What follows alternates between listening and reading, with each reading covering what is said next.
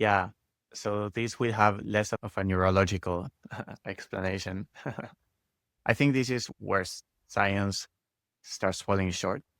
And that's where I would say maybe bringing a little bit of the conversation before, where ayahuasca is represented, the raw energy of ayahuasca is physically represented as these alkaloids that dock into your receptors that are like antennas that help you tune into a specific channel. Now, what is this channel that you are tuning into? You have a guide, in this case, ayahuasca, and this guide carries a specific kind of wisdom. It doesn't carry with carry, I guess what I mean is has access to or channels. So the wisdom is not something that we carry, in my experience, or that a spirit carries. It's more like the wisdom is out there or in here, which ends up being the same thing. A portion of it is channeled through you. You're a channel, a vessel that for some specific unknown reason, which is unique to you, you have that unique access to that portion of the wisdom. And I believe that to be true not only for people, but also for spirits. Ayahuasca channels or has access to a specific kind of wisdom. When you drink her, you're authorizing her to start channeling that kind of wisdom within you and bring it to you. Now, what that wisdom is that she has access to is all of the things that you were mentioning with your question. She channels the wisdom of compassion, of forgiveness, of letting go of things that don't serve you anymore.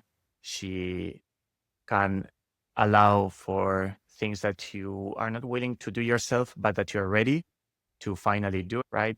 And I do always comment on readiness because people are like, I'm afraid that I'm not going to be able to handle it or that it will be too much. And what I say to that is if the ceremony is properly held, then that cannot happen because part of the wisdom that she channels is to meet you exactly where you're at.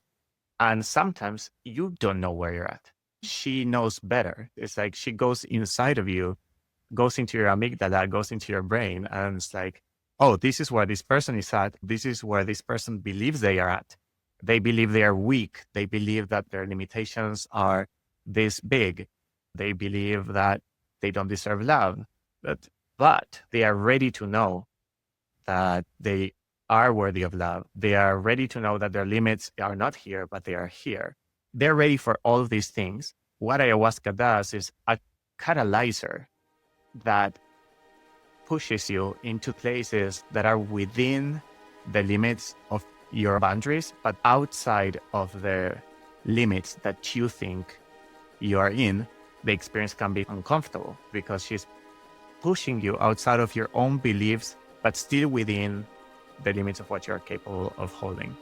So, yeah, and healing will seems to me that it is moving towards the vibration of love, compassion, forgiveness, and meeting yourself where you're at, self-acceptance, letting go of shame, letting go of fears that don't serve you, but keeping the ones that do and accepting them and loving those parts of yourself, loving your shadow, loving the parts of you that are living can be such a meaningful experience that it raises your vibration. What that means is that when you are in the presence of someone that has stepped into that place, you feel higher. You feel there is something about this being that has risen.